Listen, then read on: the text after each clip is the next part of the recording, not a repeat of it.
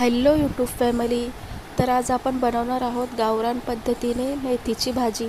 तर इथे पहिले मी शेंगदाणे भाजून घेतले आहेत.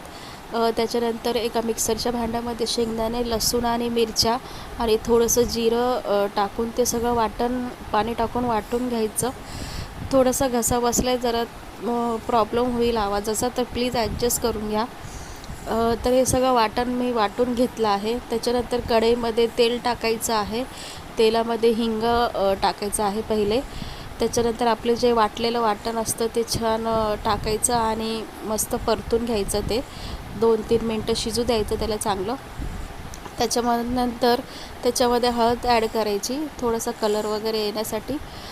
आणि त्याच्यानंतर वाटणाचं पाणी टाकायचं, जेवढा आपल्याला रस्सा लागतो तेवढा टाकायचं आणि छान दणदणीत उकळी येऊ द्यायची. आणि उकळी आल्याच्या नंतर त्यात ही मेथीची भाजी सोडायची आहे. अशा पद्धतीने भाजी त्यात टाकल्यास ती भाजी हिरवीगार राहते.